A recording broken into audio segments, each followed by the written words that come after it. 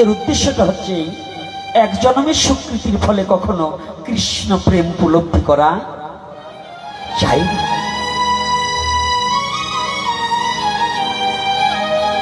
প্রহ্লাদের খুব অহংকার হলো। কি অহংকার? একদিন একা একা ভাবছেন, প্রহ্লাদ একাকী বসে নিরজনে বসে ভাবছেন, বেশ আমি এমন ভজনে করেছি, আমি পঞ্চম বৎসরে ভগবানকে লাভ করেছি, আমি এই এত অল্প বয়সে যে ভগবানকে লাভ করেছি, আমার মতো এত অল্প বয়সে জগতে আর কেউ, আমার এই এক জন্মেই ভগবানকে পেয়ে গেলাম, আমার মতো আর কেউ বোধহয় এত অল্প সময়ের মধ্যে ভগবানকে পাই। হরি বল হরি বল। দেখবেন যে যে মা বাবার ছেলে একটু ভালো পড়া মুখস্থ করতে পারে, আমার কাছে এসে গল্প মরে, বাবা জানেন আমার ছেলে যা শোনে সব মুখস্থ। 2 বছর পরে শুনি ছেলে ফেল ডিভিশন, সব মুখস্থ করছে, ফেল ডিভিশন। এখন প্রহ্লাদের মনে একটু অহংকার জন্মেছে যে আমি 5 বছরেই এই এক জন্মেই কৃষ্ণ প্রাপ্তি, অর্থাৎ আমি এক জন্মেই শ্রীহরিকে দেখা পেয়েছি। ভগবানের এক নাম দর্পহারি মধুসূদন। ভগবানের এক নাম কি? দর্পহারি মধুসূদন। বিশ্ব জগতে যে যেমন দর্প করেছে, ভগবান পৃথিবীর সব সইতে পারেন, কিন্তু যদি সাধারণ পঞ্চভৌতিক দেহধারী ব্যক্তি যদি কোনো দর্প বা কোনো অহংকার করে, ভগবান এক ভাবে না এক ভাবের মধ্য দিয়ে তাকে নিঃস্ব করে ভিখারি তৈরি করে দেবে।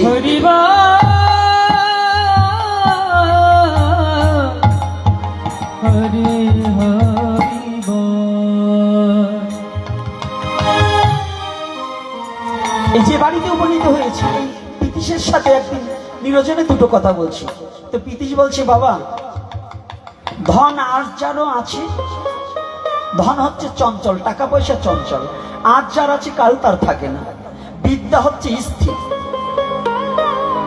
বাবা যদি বিদ্যান থাকে, ছেলে আর কিছু না হোক অন্তত মাধ্যমিক পাশটা করাতে চেষ্টা করে। আর ধনজন কেমন, আজ আছে কালকে নাও থাকতে পারে। একটা হচ্ছে বিদ্যা হচ্ছে স্থির, আর ধন হচ্ছে চঞ্চল। আমি বলছি বাবা স্থির হলেও বিদ্যাটার মধ্যে একটু ব্যতিক্রম আছে। কি? যে বিদ্যার মধ্য দিয়ে আত্মচৈতন্যবোধ জ্ঞানের উদয় হয় না, এটা কিন্তু বিদ্যা নয়। যদি এ বিদ্যান হতো, সনাতন গোস্বামী, রূপ গোস্বামী তৎকালীন সময় একজন মুসলমান রাজার অর্থমন্ত্রী হওয়া কিন্তু 4টেখানি কথা ছিল। এই আপনারা হিন্দু যারা আছেন, সহসা অন্য ধর্মের একজন লোককে একেবারে আপনার সোনা দানা টাকা পয়সা কোথায় গিয়েছে বলবেন? বলবেন? আপনাকে অন্য ধর্মের লোক বলবে? তাহলে একজন কোষাধ্যক্ষ, একজন অর্থমন্ত্রী, একজন অন্য ধর্মের লোককে একজন মুসলমান রাজা তাকে অর্থমন্ত্রী করেছে, তাহলে সে কেমন বিদ্বান, কেমন ব্রেনিয়ার, আর কেমন সৎ হলে হতে হয় এটা তো আর বলতে হবে না, নাকি? তারপরেও সেই মন্ত্রিত্বকে পরিত্যাগ করে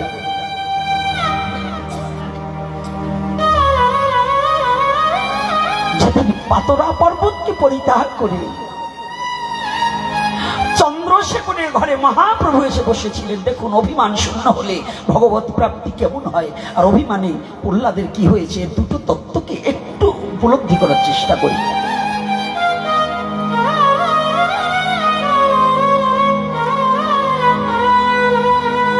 সেদিন পাতরা পর্বত পার হয়ে এসেও অনেক লীলা, ও লীলাটাকে বলবো না। সনাতন গোস্বামী চন্দ্রশেখরের ঘরে মহাপ্রভু বসে আছে, হরি কথায় মগ্ন আছে। চন্দ্রশেখরের বড় দাড়ি, বড় চুল হয়ে গেছে, একটা ভোট কম্বল গায়ে দিয়ে, ভুটান দেশের একটা কম্বল গায়ে দিয়ে ঘরের বাইরে দাঁড়িয়ে আছে। মহাপ্রভু অন্তর্যামী ভগবান, জানতে পেরেছে ভক্ত যদি আসে, জগতে কেউ না চিনুক ভক্তকে। ভক্ত ভগবানের এমন দর্শন, ভক্ত ঠিকই তার ভগবানকেও চিনে নিতে পারে, আর ভগবানও তার ভক্তকে চিনে নিতে পারে। ভগবান চেনা যায় চরণে, আর ভক্ত চেনা যায় মরণে।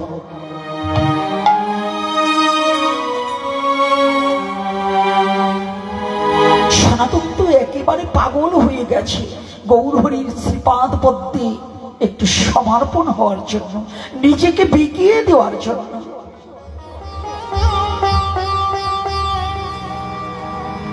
দূরে দাঁড়িয়ে আছি, শুধু একটু উপলব্ধি করতে হবে একজন রাজমন্ত্রী, অর্থমন্ত্রী, কত বড় বিদ্বান, তৎকালীন সময় বিদ্বান, পাগলের মতো করজোড়ে দাঁড়িয়ে আছে ঘরের বাইরে। দাঁড়িয়ে দাঁড়িয়ে দুটি চোখের জলে ভেসে ভেসে শুধু স্মরণ করছে গোবিন্দ, আমার গৌরাঙ্গ মহাপ্রভুকে স্মরণ করছে। প্রভু একটিবার দেখা দাও, দেখা দাও,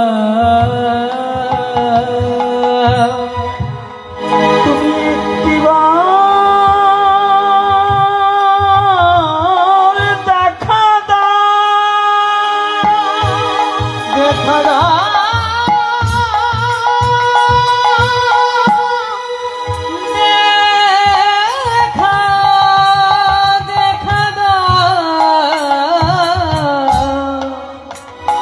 দেখা দাও।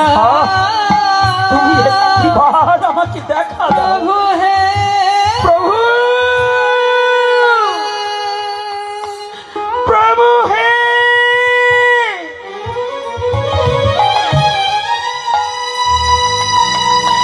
একটিবার আমাকে দেখা দাও। আমি বড় আশা নিয়ে ছুটে এসেছি। আমি তোমার রাঙা চরণ দুখান আমার নয়ন দিয়ে আমি তোমার চরণ দুখানে একবারে দর্শন করব, তুমি একটিবার আমাকে দেখা দাও।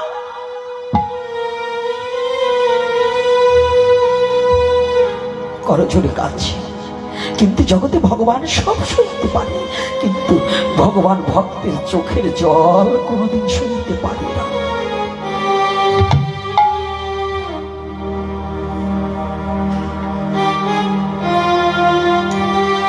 যদি ভক্ত যদি সত্যিকার ভাবে ভগবানকে দুটি চোখের জলে ভেসে ভগবানকে যদি কোনোদিন ভক্ত ডাকতে পারে, ওরে পাষাণ মূর্তির মধ্য থেকেও ভগবান প্রকাশ পেয়ে ভক্তকে দেখা দিয়ে ভক্তের সম্মান রক্ষা করে।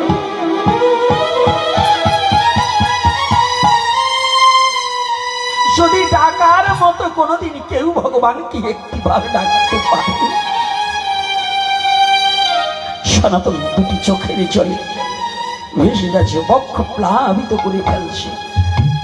আবার মনকে বলছে, ও মন, তুমি প্রভুকে দেখার এত সাধ করেছো কেন? তোমার এমন কোন যোগ্যতা আছে যে আমার প্রভুর চরণ তুমি দর্শন করবে?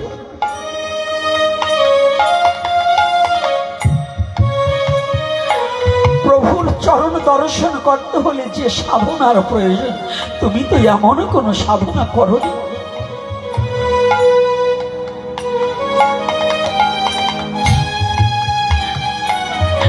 যদি সে একবার দয়া করে দেখা দেয়, দেখা দেয়,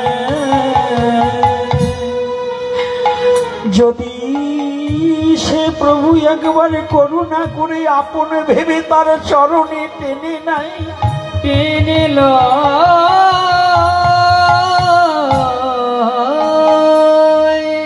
যদি তিনি দয়া প্রবাস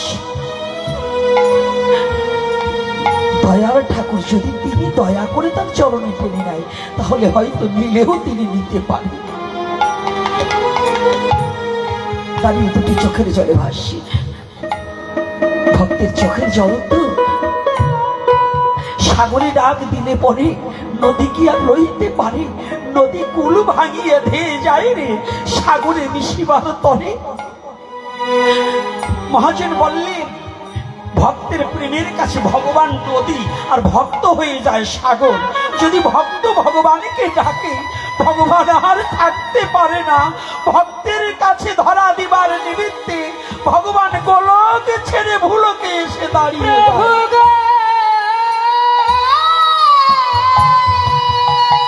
জয় শ্রী রাধে।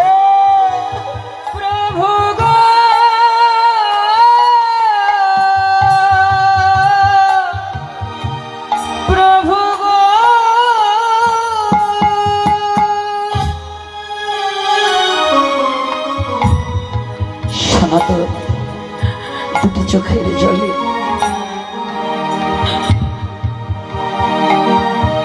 ধরণী ভিজে যাচ্ছে, দর দর করে ঘুরে পড়ছে। মহাপ্রভুর স্থির থাকতে পারছে না। মহাপ্রভু চন্দ্রশেখরকে ডেকে বলছে, চন্দ্রশেখর। হ্যাঁ প্রভু, দেখো তোমার ঘরের দরজায় একজন বৈষ্ণব এসেছে, তুমি একটু ডাকো, একটু ডাকো, একজন বৈষ্ণব এসেছে। চন্দ্রশেখর ঘরের দরজায় গিয়ে দাঁড়িয়ে দেখে কোনো বৈষ্ণব নেই, একজন দরবেশ বসে আছে। ও বাবা, ও মা, আমরা তো শুধু মালা তিলক, এই রঙিন কাপড় এটা যারা পরা থাকে, যার গলায় অনেক মালা দেখি, যাকে তিলক পরা দেখি, তাকেই বুঝি বৈষ্ণব মনে করি। আর যাদের অনেক তিলক নেই, পোশাকের ভালো ঝিল নেই, তাজা মোটা নেই, আমরা তাকে বৈষ্ণব মনে করি না। অনেক সময় ভাবি বনের পাগল, পথের পাগল বোধ হয়। কিন্তু ভক্তিটা তো পোশাকে নয়, ভক্তের ভক্তিটা তো মালা তিলকে নয়, ভক্তের ভক্তিটা তো তাজা মোটায় নয়। ভক্তের ভক্তি হচ্ছে যার চিত্ত শুদ্ধ, যার চিত্তটা পরিশুদ্ধ হয়েছে। আমার ভগবান তার জন্য চরণ তরি নিয়ে বসে আছে।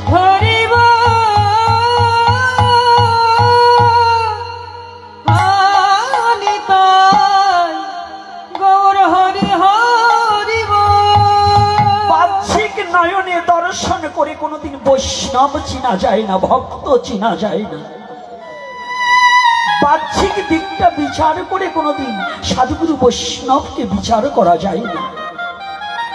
চেহারা দেখে ভজন কখনো বিচার করা যায় না। সৌন্দর্য দেখে কোনোদিন মনের বিচার করা যায় না।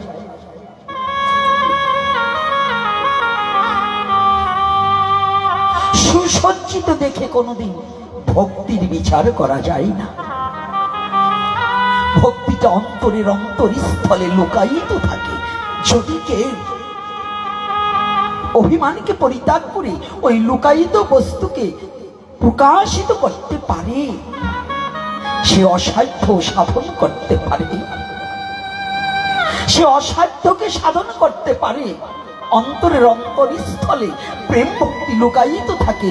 সেই প্রেম ভক্তিটাকে যদি জাগ্রত করা হয়, তখন কোনো দেহের বিচার থাকে না, রূপের বিচার থাকে না, ধনের বিচার থাকে না, পোশাকের বিচার থাকে না। ওরে তার কাছে যে একমাত্র হরি নামের বিচার, নামের মধ্যে সে ডুবে যায়। আজকে সনাতন দাঁড়িয়ে আছে, কিন্তু চন্দ্রশেখর বৈষ্ণব চিনতে পারেনি। মায়ার চোখে কোনোদিন বৈষ্ণবকে চিনা যায় না।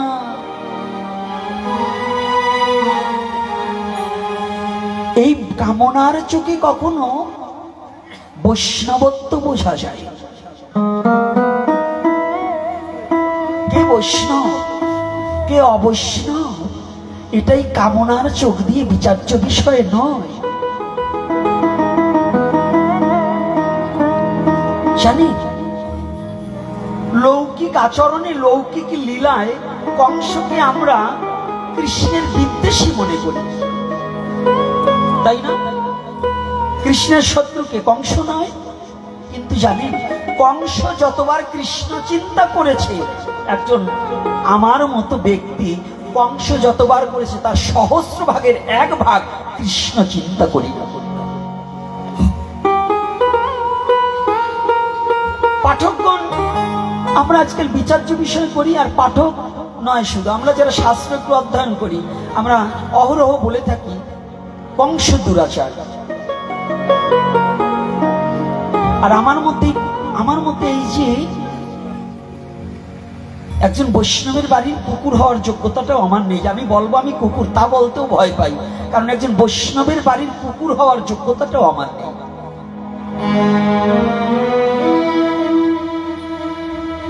কংস যদি সত্যিকার দুরাচার হবে, সে কি কখনো ভগবানের হাতে বধ হতে পারে? কি বৈষ্ণব বাবারা পারে? যেখানে ভগবান যাকে বধ করে, ভগবান নিজ হাতে যাকে সংহার করে, তার আর কিসের স্বর্গ, কিসের নরক, কিসের মুক্তি, সাজজ্য, সালব্য, সামব্য, শাস্তি, সারব্য, এই পঞ্চবিধা মুক্তির কি প্রয়োজন আছে? যার বক্ষের উপর ভগবান নিজে চরণ রেখে ঝাঁপিয়ে পড়ে যে কংসকে বধ করেছিল, তার মতো এত বড় সৌভাগ্য আর কার আছে? কার আছে? এমন হিম্মত আছে যে আমি কংসের মতো বলুন তো দেখি, যার বক্ষটাকে ভগবান আঙিনা ভেবে যার বক্ষের উপর ঝাঁপিয়ে পড়ে কংসকে হত্যা করলেন। তাহলে কংস কত বড় সৌভাগ্যবান, কি সৌভাগ্যবান কিনা? রাধে রাধে। যার বুকের উপর ভগবানের চরণ রেখে ভগবান যাকে বধ করে, তার মতো সৌভাগ্যবান আছে জগতে? বলো না গো রাধে রাধে রাধে। তাহলে এরকম সৌভাগ্য কি কারো আছে? এ কথাটা কিন্তু আমাদের চিন্তা নেই। আমরা শুধু জানি কংস ভগবানের শত্রু, কিন্তু না গো, কংস সদা সর্বক্ষণ কৃষ্ণ চিন্তায় মগ্ন ছিল। ভগবানকে না ডাকলে জীবনে ভগবান কারো বাড়ি যায় না।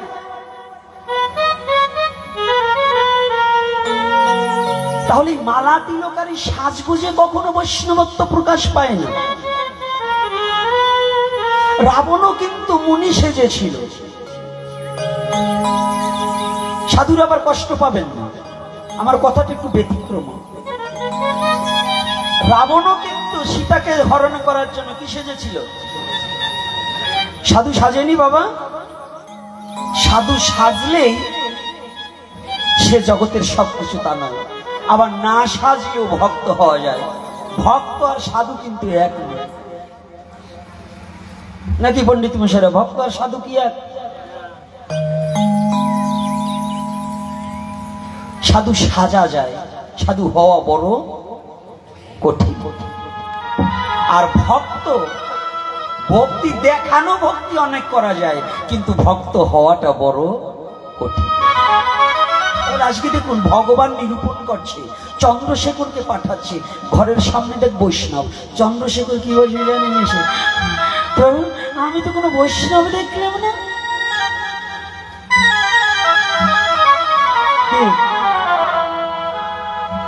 খালি শুধু এই লীলা নয়, আমাদের জগতের মধ্যে দেখবেন কিছু কিছু ভদ্রলোক আছে, এরা বৈষ্ণব খুঁজে পায় না, এরা ভক্ত খুঁজে পায় না, এরা শুধু দোষ ধরার বেলায় পাগল আছে না? একজন একটু হরিনাম করবে, তার দোষটা ধরার জন্য বসে থাকে কিনা? আছে কিনা? এটা আমাদের সমাজের একটা ব্যাধি। একটা ছেলে গলায় একটু মালা নিয়েছে, কয়ে 2 দিনকার ভিখারি, কি 2 দিনকার বৈরাগী ভাতেরে কয় অন্ন। সেই দিন দেখলাম এত কিছু করবার, আর আজকে এই একটা কথা বলবো, এই মাই শোনো, মায়েরা কিংবা বাবারা যারা লীলার সময় ফট করে উঠে আটা দেবা, ওরা এই মাঝখানে এসে কোনোদিন বসবে না, তোমরা থাকবা বাড়ির বাইরা। কারণ ওই আইসে জায়গাটারও নষ্ট করে, আর একজন ভক্তরে ঢুকবার দেও না, আর একটু পরেই তোমাকে দৌড় দেওয়ার ইচ্ছা করে, এইগুলোর সামনে বসবাই। যারা একজন দূরের ভক্ত হয়েছে, যে বৃদ্ধ বয়স্ক বাবারা দাঁড়িয়ে আছে, তারা বসার জায়গা পায় না, আর ওই কম বয়সী গুলো সামনে এসে বসে থাকে, একটু পরেই ফোন আসলেই আটা মারবা, এইরকম কেউ বসবা না। শুধু আমার স্টেজ না, যত পাঠক আসবে কারো পাঠের সামনে ওই ফোন আসলেই উঠে আটা মারতে হবে কিংবা ওই তাড়াতাড়ি উঠতে হবে, এইগুলো লোক কোনোদিন আসরের মাঝখানে বসবেন না। জায়গাও নষ্ট করবেন, আরো আসরটারও নষ্ট করবেন, কষ্ট পাবেন না। সচেতন করে দিলাম, ভবিষ্যতে যেন এরকম কোনো না হয়। তো আজকে চন্দ্রশেখরের ঘরে বৈষ্ণব দর্শন হয় চোখে। আমাদের গ্রামেও পিতিশ বলতেছে, বাবা প্রসাদ বুঝি লোক কতগুলো নিমন্ত্রণ, আপনি বলেন কতজন বলবো, বৈষ্ণবদের নিমন্ত্রণ করতে হবে তো। তাই আমি বলছি, বাবা তোমার বাড়ি বৈষ্ণব না কে এইটা আমার একটু বলতে পারো। এই যে আজকে যারা আসছে এর মধ্যে আমি তো সবাইকে চিনি না, আপনারা সবাইকে চিনেন? এই চিনেন? ধর্মরাজ যুধিষ্ঠির পর্যন্ত রাজস্ব যজ্ঞে বৈষ্ণব চিনবার পারেনি, আর আমরা 300 মানুষ খাওয়াই আমরা বৈষ্ণব চিনবো কেমনি? বৈষ্ণব চিনিবার দেবতার নাই শক্তি, বৈষ্ণব চিনেছে হরার পার্বতী। শিব ঠাকুর দেবতা নয়, দেবতার দেবতা। শিব ঠাকুর কি দেবতা? তাহলে কি দেবের দেব মহাদেব? তাহলে মহাদেব কি দেবতারও দেবতা? এই জন্য বলছে বৈষ্ণব চিনিবার দেবের নাই শক্তি, বৈষ্ণব চিনেছে হরার পার্বতী। তাহলে দেখুন কথাটা কি, আমার পিতিশ বলতেছে, বাবা এই বৈষ্ণব সেবা দেবো, কতগুলো বাইরের প্রসাদ বুঝি বৈষ্ণব বলবো, কিছু বৈষ্ণবদের একটা আলাদা টিম হবে। আমি বলছি, বাবা তোমার বাড়িতে যে যাবে এই বৈষ্ণব না কোনজন এটা তুমি বাইর করতে পারবা? এই যে যতগুলো লোক আজকে এসেছে, না জানি আমার চোখের দৃষ্টিকোণ থেকে বিচার্য বিষয় নয়, এর মধ্যে কারো রূপ না কারো রূপ ধরে অপ্রাকৃত পিতৃপুরুষের আশীর্বাদে হয়তো কোনো মহাত্মা জন এর মধ্যে বসে থাকতে পারে, পারে না? পারে কিনা? আমরা চিনতে পারবো এখানে কে কোন রূপে আছে? চেনার মতো যোগ্যতা আছে? কিচ্ছু নেই। তাহলে খালি এই মালা তিলক পরছি, এই কটার পা ধোয়ালাম, কথা বলতে গেলেই বেড়ে যায়। এখানে একটু রেখে যাই, তারপরে আসতেছি। তাহলে বৈষ্ণব চেনা যায় না। মহাপ্রভু বললেন, চন্দ্রশেখর বাবা তুমি কি কোনো ব্যক্তিকে দেখতে পাওনি? হ্যাঁ প্রভু দেখতে পেয়েছি, কোনো বৈষ্ণব নয়, তবে একজন দরবেশকে দেখতে পেয়েছি। দরবেশ মানে পাগল, পাগলকে দেখতে পেয়েছি। চন্দ্রশেখর, ও চন্দ্রশেখর, ওই যাকে তুমি পাগল দেখেছো, দরবেশ দেখেছো, ওর জন্যই আমি তোমার গৃহে বসে আছি। আমি ওর জন্যই অপেক্ষা করছি, আজ কতদিন যাবৎ তোমার গৃহে বসে আছি। কথাটা ভালো করে বুঝে নিন।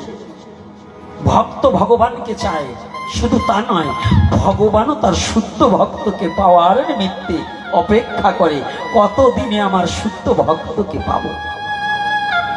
শুধু ভগবানকে পাওয়ার জন্য ভক্ত থাকে না, ভগবানও ভক্তকে পাওয়ার জন্য বসে থাকে।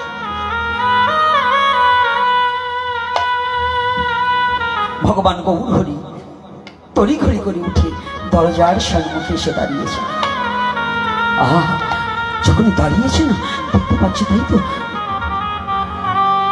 সনাতন দুটি চোখের জলে ভাসছে, আর প্রভুর আগমনে প্রভুর চরণের দিকে তাকিয়েছে, বদনের দিকে নয়, প্রভুর চরণের দিকে তাকিয়ে দুটি নয়নের জলে দরদর করে এত সময় যা জল ঝরেছিল তার শতগুণ বৃদ্ধি পাচ্ছে নয়নের জল। প্রভু তুমি বড় দয়াময়, তুমি বড় কৃপাময়, তুমি বড় দয়ালু, তুমি এসেছো দয়াল। দূর হতে চোখের জলে চরণ চিন্তা করিতে করিতে চোখের জলে বক্ষ প্লাবিত করছে, কিন্তু ভগবান আর থাকতে পারছে না। ভগবান গৌর হরি না আর দাঁড়িয়ে থাকতে পারছে না। দাতা শিরোমণি তো, কলির যুগ নয়, সনাতন ধর্মের 4 যুগের মধ্যে শ্রেষ্ঠ প্রেম দাতা হচ্ছে শ্রীমান গৌর হরি। জেনে যান, আমরা গৌরাঙ্গ মহাপ্রভুকে চিনি না, গৌরাঙ্গ মহাপ্রভুকে অনেকেই মানি না। আজকে একজন শিক্ষক বাবা বলেছিলেন, আমরা মহাপ্রভুর কথা বলি কিন্তু মহাপ্রভুকে কেউ জগতে হৃদয় দিয়ে মানতে পারি না। জানেন, তখন তাদের দুজনের সাথে, দুজন শিক্ষিত ভদ্রলোক পেয়েছিলাম আজ দুপুরে, তাদের সাথে কথোপকথন করে খুব আনন্দ পেয়েছিলাম। কিন্তু তেনার বদন থেকে যখন ওই কথাটা শুনেছিলাম, আমার ভিতরটা খুব ভেঙে গিয়েছিল। ভেঙে আমি অস্থিরতা বোধ মনে করেছিলাম, আহা কত চমৎকার কথা, কত সত্য কথা, যে আমরা মহাপ্রভুকে মুখ দিয়ে মহাপ্রভু বলি কিন্তু অন্তর দিয়ে মহাপ্রভুকে কেউ মানি না, আদতেও মানি না। মহাপ্রভু এই পৃথিবীর মধ্যে সনাতন ধর্মের যতটা যুগ এসেছে, এই 4 যুগের মধ্যে শ্রেষ্ঠ অবতার হচ্ছে শ্রীকৃষ্ণ চৈতন্য মহাপ্রভু।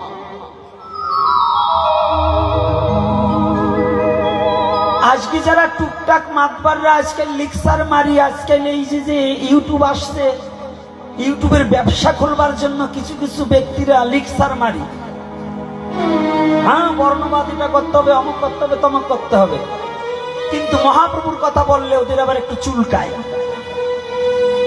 ওরা মহাপ্রভুকে মানে না, ওরাই ভগবান সেজে বর্ণবাদ মানি না, অমুক মানি না।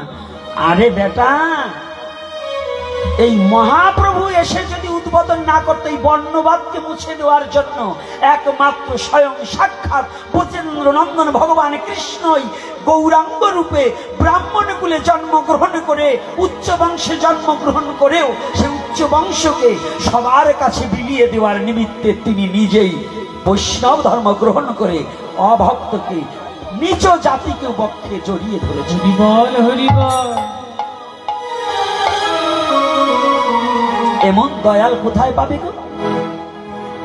এমন প্রেমিক কোথায় পাবে? ভক্তের উচ্ছিষ্ট প্রভু কারি কারি খায়, অভক্তের দ্রব্য পানে ফিরে নাহি চায়। আপনারা যারা ভাবছেন, আমরা যারা ভাবছি যে মহাপ্রভুকে, এই মহাপ্রভু যদি না হতো, শ্রীকৃষ্ণ চৈতন্য মহাপ্রভু যদি না হতো, এই কলি হতো জীবের। এই যে আজকে এখানে সাহা ব্রাহ্মণ কায়স্থ কাপালি ধূপা নমো বসছেন, নাপিত বসছেন, এই এক জায়গায় বসার মতো যোগ্যতা আপনাদের কারো ছিল না। এ কথা বললে অনেকেরই এখন চুলকানি গায়ে ধরে যাবে, আর ধরলেও আমার কিছু আসে যায় না। আমাকে বকা, হাজার বকা দিলেও আমার মুখ বন্ধ করতে পারবেন না। আমার রক্ত যত সময় দেহে প্রবাহিত থাকবে, তত সময় শ্রীকৃষ্ণ চৈতন্য মহাপ্রভু এই কলির পাবন অবতারই ভগবান, এটা আমি বলে যাবই যাব। তাই গৌর হরিবল। আমাকে বকা দিয়ে, আমাকে মাইরের ভয় দেখায় কখনো আমাকে বন্ধ করতে পারবেন না। কারণ শ্রীকৃষ্ণ চৈতন্য মহাপ্রভু যদি না হতো, আজকে এক জায়গা বসার অধিকার কারো ছিল না। ছিল? এটা কে করেছে? মহাপ্রভু করেছে, কিন্তু মহাপ্রভু নির্দেশিত পথই তো আমরা মানছি না। সাধু সেজে বসে আছি, এই সাধুগুলাইও মানে না। রাগ করবেন না বাবা, ওর সাধু বাবারা আমার এখন, আমার পাঠে সাধুর এখন কম আসা দিয়েছে, কারণ আমি এবার ওই মাঝে মাঝে সাধু টাইট করি, তো এখন আর সাধুরে আমার পাঠে আসতে চায় না। না আসলেও কিছু আসবে যাবে না, কারণ যে শুদ্ধ ভক্ত সে বিচার্য বিষয় করিয়া কথা আস্বাদন করবে, আর যেগুলো দল পাকাবার সাধু সাজছে ওগুলো না আসাই ভালো। কিছু শয়তানের দল সাধুর ধারী হয়েছে, বেশ হয়েছে, সাদা কাপড় বসে তিলক করে, শয়তানের দল দলাদলি টিপাটিপি ঠেলাঠেলি করে, ওগুলো শয়তান। ওগুলো পাঠে আসুক আর না আসুক কিচ্ছু আসে যায়। শুদ্ধ ভক্ত 5 জন থাকলেই আর হয়ে যাবে। কি রাগ করছেন নাকি? হ্যাঁ, এখন তো না বলছেন, আবার আগামী পাঠে এবার ভাববেন যে ওই সারা মজাদার পাঠে যাব না। কায়দা আছে তো আপনাকে, আর আমারও কায়দা আছে। বাড়ি যেয়ে গাইলে দিতে পারবো না, তো আইনে গাইলে দেখুন তাহলে সাধু মহাপ্রভুকে সাধুরাও অনেকে আমরা মানছি না। কেমন? মহাপ্রভু যে ধর্ম প্রচার করলেন, মহাপ্রভু যে আন্দোলনে গড়ে তুললেন, আজকে যে যুব সমাজ আছেন না, এই যুবকরা ভালো করে শুনবে, স্পষ্ট ভাবে বলছি, নিজের স্বধর্ম রক্ষার জন্য মহাপ্রভু মশাল মিছিল করেছিলেন। জানেন তো কি পণ্ডিত মশাই করছে কিনা? সাত কাজী দলনের সময় মশাল মিছিল পর্যন্ত করেছিলেন। আবার মহাপ্রভু কাউকে অভক্তকে বক্ষে জড়িয়ে ধরেছিলেন, ধরেনি? আজকে দুঃখের বিষয়, 20 জন লোকে আমাকে বলছেন, 20 জন লোকে, যে বাবা আমাদের দেশে কিছু সাধুরা হয়েছে, আমরা তাদের স্পর্শ করলেও নাকি তারা অপবিত্র হয়ে যাবে। বলছি কেমন? বলছে একটা সবজি যদি বাজার থেকে বইয়ে এনে দিতে পারবো, কিন্তু যদি আমরা তাদের বটি দ্বারাও যদি বানাতে যাই, তাহলে আমাদের বানানো তরকারি নাকি ভগবানের সেবায় লাগে না। তা আমি বলছি টাকাটা লাগে তো, টাকা যদি 10,000 দাও সেটা নেয় কি না? বলছে তা নেই। তাহলে যে সাধুর মধ্যে এতটুকু হিংসা আছে যে আমি পবিত্র হয়ে গেছি, ও অপবিত্র হয়ে গেছে, ও স্পর্শ করাটা রান্না নয়, অন্ন ব্রহ্ম, রান্নার দরকার নেই। কাঁচা সবজিটা ছুলেও যদি ভগবানের সেবায় না দেওয়া যায়, তাহলে তুমি দুধ খেতে পারবে। দুধ তোমার আগে বাছুরে খেয়েছে, তাই ওই আইঠে জিনিস তুমি খাবা কি করে? এই দুধ কি আগে সাধুরে খায় না আগে বাছুরে খায়? কথা বলেন না। তাহলে দুধ সেবা ওটার জন্য বন্ধ, তো নিরামিষ কয়দিন টেকবে না, বুঝবা না, শক্তি থাকবে না। আচ্ছা, মিষ্টি খাওয়া যায় যদি জামতলার ওই যে ওনার নাম কি খোকামি আর মিষ্টি হয়, তাহলে আর কোনো জাত বাসি বাসাবাসি নেই, মানে সানার পিওর রসগোল্লা, খলিলের মিষ্টি তা চল, ও জায়গা বিচার নাই। বিচার আসলো মানুষের মধ্যে, তোমার স্বজাতির মধ্যে। এই মূর্খ দুরাচার, আগে স্বজাতি চিন্তা করো। মানুষের কোন কর্ম হয়তো তার একটা কর্মের দ্বারা সে ভুল করতে পারে, কিন্তু তুমি সাধু হয়েছো কেন? তাকে ভুলটাকে শুধরিয়ে সঠিক পথে টেনে নেওয়ার জন্য, না হলে তুমি কিসের সাধু? তুমি তাকে ঘৃণা করে নয়, তাকে ভালোবাসা দিয়ে মা কিংবা বাবা বলে কিংবা বন্ধু বলে, যে দাদা কিংবা মা বাবা এভাবে নয়, একটু এভাবে করতে হয়, দেখুন এভাবে করলে কাজটা বেশি ভালো হয় না। তাহলে এভাবে যখন বুঝিয়ে আমি তাকে সহজ করে নেব, তখন একদিন এমন দিন আসবে যে দেখা গেল সেও আমার চেয়ে বড় ভক্ত হয়ে যেতে পারে। পারে নাকি? পারে না? ভক্ত হতে পারে কিনা? কিন্তু আমরা ভক্ত তৈরি করি না, আমরা ঘৃণা করে দূরে রাখার কারণ কি জানেন? ভক্ত হইলে যদি আমার ইনকাম কমে যায়। তো সাধু মহাপ্রভুকে মানা এটা নয়, মহাপ্রভু নিচ জাতিকে বুকে তুলে ধরলেন। তুমি যদি সঠিক মহাপ্রভুকে মানো, তোমার কোনো জাত জাতা জাতি বিচার নাই। একজন পতিতাকে যদি হরিদাস বৈষ্ণবী করতে পারে, তুমি যদি সেই পথ অনুসারী হও, তাহলে তুমি কি একজন মৎস্যভোজী লোককে ভালোবাসা দিয়ে মাছ ত্যাগ করাতে পারো না? যায় কিনা? সঙ্গগুণে শোলা ডোবের আর লোহাও ভাসে। ওই যে আপনাদের তো একেবারে জানাশোনা ওই যে পণ্ডিত একজন, মানে দীপক জ্ঞান, আপনাদের আবার দীপক মাস্টার। আগে কিন্তু কায়দা করে মাস্টার মানুষ তো জায়গায় জায়গায় নিমন্ত্রণ করে বসান দিত। তো মহাপ্রভুর কৃপায় সঙ্গ দেশে কেমনে কেমনে ভক্ত সঙ্গ করতে করতে আপনাদের মতো সাধুগুরু বৈষ্ণবের চরণের ধুলি ওর মস্তকে পড়েছে। দেখুন, আমিও কিছুদিন প্রায় 6 মাস হয়ে যায়, আমি জানি না যে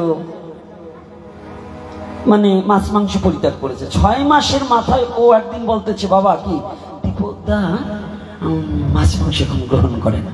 6 মাসের মধ্যে ও আমাকে বলেনি বাবা আমি ছাড়ছি। আমি বলে যাক, মহাপ্রভুর কৃপা ওর প্রতি বর্ষিত। আজকে দেখুন,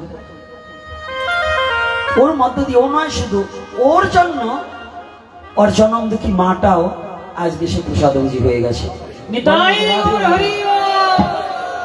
এটা কি ছেলের জন্য মা?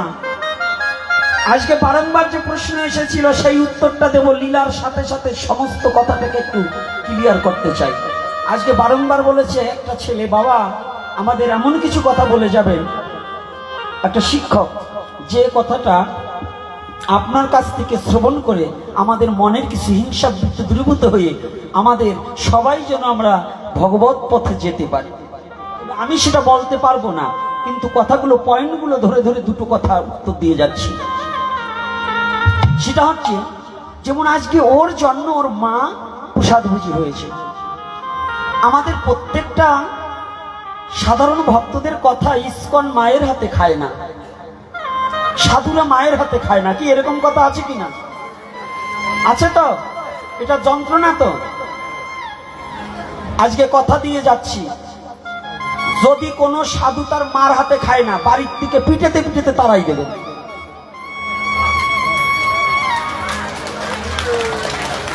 আসতে কি লাভ, এত জোরে দিও না, মরছো আজকে।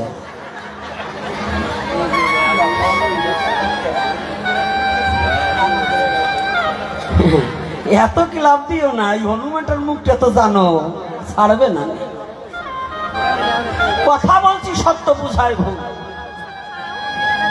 যদি কোনো সাধু তার মাকে অস্বীকার করে তাহলে সে সাধু নয়, পিতাকে অস্বীকার করে এটা সে সাধু নয়। সনাতন ধর্মের শাস্ত্র জানতে হবে আগে। সনাতন ধর্মে পিতা মাতাকে ত্যাগও করা যায়, ভোগও করা যায়, পিতার বাক্য পালন করা যায় বা ত্যাগও করা যায়। আজকে মা বাবার বেলায় কমন দিলাম, করতালি দিলেন, যার যার বউ তো তার শ্বশুর শাশুড়ির যত্ন করে তো। মা বাবার কথা আপনি শুনছেন, বউয়ের কথায় নাচছেন না তো? আপনার বউয়ের কথায় নেচে মাকে অপমান করছেন না তো? শুধু সাধুর দোষটা দেখলেন, সাধু কেন খেলো না? এদিকে বিচার্য বিষয়, শতকরা 95 জন ভক্তের নাই,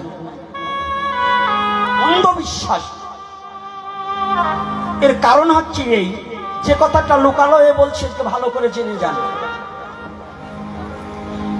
যদি কারো এর বিরুদ্ধে কোশ্চেন থাকে, এখন নয়, আপনি কখন টাইম দেবেন, আমি আপনার সাথে বসতে রাজি।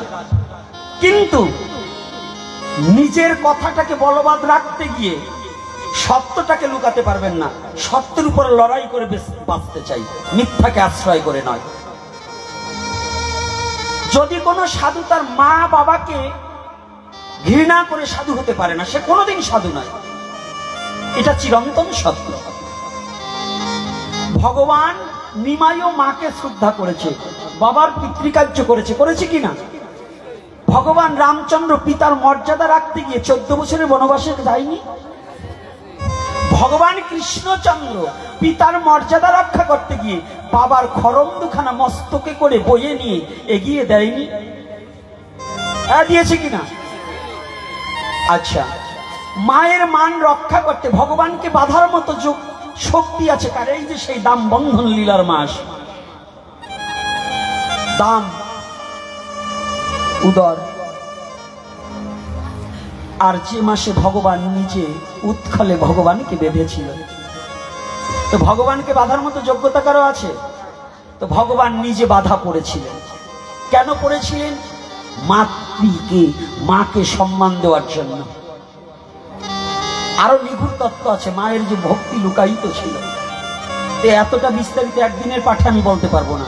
তো মেন 2-4টে কথা বলে যাব। আজকে আলোচনা করব হচ্ছে গুলায়ে, শুধু লীলার উপরে করব না। কারণ আছে, এখানে একটু ভেজাল আছে। এই ভেজালটাকে অন্তত 50 জন আজকে আমাকে ধরেছে, এই ভেজালটাকে নির্মূল করার জন্য এই কথাটা আমার প্রয়োজন আছে। এই মা কথা বলবেন, এখন শুনবে, এদিকে তাকাবা। এখন কোন আত্মীয় পাতাইলে কিন্তু খবর আছে। এখন শোনো, আজকে আমার চেহারাটাও যেমন অসুরের মতো, আমার কথাবার্তা অসুরের মতো, তবে নিম পাতা তিতো, খেলে কিন্তু রোগ সারবে। তাহলে ভগবান যদি মাতৃপিতৃকে সম্মান করতে পারে, আমার কি মা বাবাকে সম্মান করা ধর্ম না? ধর্ম কি না? আচ্ছা, গুরুকে সম্মান করা কি আমার ধর্ম কি না? আজকে এক বাবা বলছে মা বাবার চেয়ে বড় হচ্ছে গুরু। না ঠিক আছে, উনি তো গুরুই চেনে নাই, গুরু তো একজন নয়। স্থূলের গুরু, প্রবত্তের গুরু, সাধকের গুরু, সিদ্ধির গুরু, শত সিদ্ধির গুরু আলাদা আলাদা আছে না? এক এক দেশের গুরু এক একজন হয়। স্থূলের গুরু মা বাবা, তো স্থূলের গুরু মা বাবাকে অস্বীকার করলে তো তুমি প্রবত্তে যেতে পারবা না, প্রবত্তকে অস্বীকার করলে তুমি সাধকে যেতে পারবা না, সাধককে অস্বীকার করলে তুমি সিদ্ধির দেশে যেতে পারবে না। তাহলে সবটাই প্রয়োজন আছে। পাঁচতলা বিল্ডিং করতে হলে যেমন নিচতলা না, নিচতলার যদি সিঁড়ি না থাকে তাহলে উপরতলায় যেতে পারবা না, তদ্রূপ স্থূলের গুরু মা বাবা তাকে ভালো না বেশে ভক্তি না করে কখনো সাধকে যেতে, সাধক হতে পারবে না। আচ্ছা, এমন কোন সুসন্তান আছে তার মা বাবাকে ভালোবাসে না? রাধে রাধে। একজন সুসন্তান কি তার মা বাবাকে ভালোবাসে না? আছে। যেগুলো কুসন্তান, কুলাঙ্গার, দুর্চরিত্রা, জানোয়ার, যেগুলো তারা তার মা বাবার সাথে সুসম্পর্ক রাখতে চায় না। এগুলো জানোয়ারদের পশুত্ব স্বভাব। পশু যেমন তার মা বাবাকে চেনে না, পশু পাখি যেমন তার মা বাবাকে চেনে না, তদ্রূপ মনুষ্যকুলে জন্মগ্রহণ করে যারা মা বাবাকে ভুলে থাকতে চায় তারা ওই পশুর মতোই। কিন্তু একটা কথা আছে, জন্ম দিলেই পিতা হওয়া যায় না, গর্ভে ধারণ করলেই মা হওয়া যায় না, দীক্ষা দিলেই গুরু হওয়া যায়।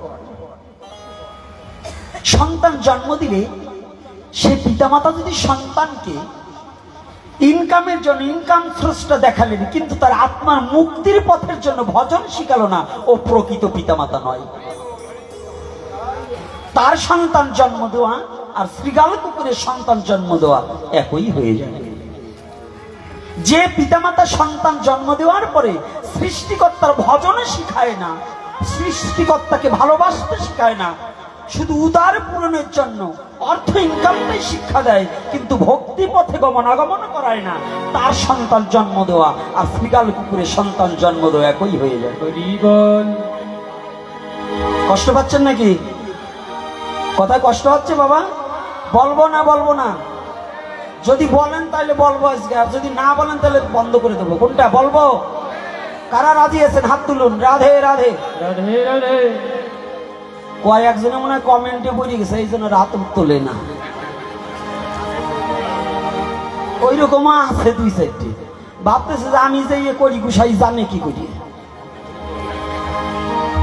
তো দেখুন, তাহলে মাও হতে হবে। আপনি যদি প্রকৃত মা হন, আপনার একটা বালক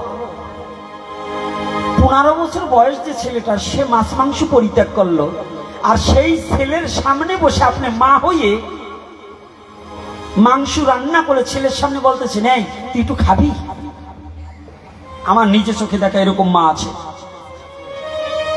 আছে কিনা? আছে কিনা বিশ্বাস হয় তো? এমন বাবা আছে, ছেলে গলায় তুলসীর মালা নিয়েছে, ওই মালাটাকে বাবা ছিঁড়ে দিয়েছে। আমি নিজে দেখেছি, আমার কাছে নিজে এসে ছেলেটা কান্না করেছে। আছে না? আচ্ছা বলুন তো, এইটা কি বাবা? এইটা কি মা? আর কথা বলছেন না কেন? যে মা 16 বছর 15 বছরের ছেলেটা নিরামিষ বুঝি হয়ে গেছে, সে শাক পাতা খেয়ে জীবনযাপন করছে, তার চোখের সামনে একটা মা তো জীবন দিয়েও সন্তানের মঙ্গল কামনা করে, আর সেই মা যদি ছেলের সম্মুখে তার ভগবত ভজন বিমুখী হয়ে একটা মায়ের সাথে সম্পর্ক এক জনমে, আর ঈশ্বরের সাথে সম্পর্ক জনম জনমে। ও বাবা, আমি যেগুলোই জন্মগ্রহণ করি না কেন পিতা মাতা পাবো। ছাগল, বিড়াল, কুকুর, গাধা, গরু, পশু, যাই হোক, পাখি, তাদের কি মা বাবা আছে না? আছে কি না বাবা? কিন্তু সবগুলো কি কৃষ্ণ ভজন করার জনম? আজকে মায়েরা, বাবারা, যুবক বাবারা যারাই আছো, একটা কথা জেনে নাও, আমার জন্মটা যদি কুকুর কুলেও হয় তবু একজন মা বাবা পাবো। যদি বিড়ালের ঘরেও জন্ম হয় তবু একজন মা বাবা আমার আছে। কিন্তু এই যে সুন্দর মনুষ্য দেহখানা পেয়েছি, একমাত্র দেবতা পর্যন্ত বাসনা করেছিলেন, হে গোবিন্দ আমাকে মনুষ্য কুলে পাঠাও, আমি যেন তোমার ভজন করতে পারি। বল হরি বল। ভজনযোগ্য দেহ একমাত্র এই মনুষ্য জনম। যে পিতা মাতা সেই মনুষ্য কুলে এনে আমাকে, যে মা আমার ভজনে বিরোধিতা করে, আমার কৃষ্ণ ভজনে বিরোধিতা করে, কৃষ্ণ ভজন করতে দেয় না, আপনি জেনে যান যার মুখে ভাই, আমি বলছি না, ন্যায় শাস্ত্রে আমার একমাত্র মহাজন গতস্বপন্থা মহাজনগণ বললেন, যার মুখে ভাই হরি কথা নাই তাহার কাছে তুমি যেও না, যাহার মুখ দেখিলে ভুলে যাবে হরি তাহার মুখ পানে চেয়েও না।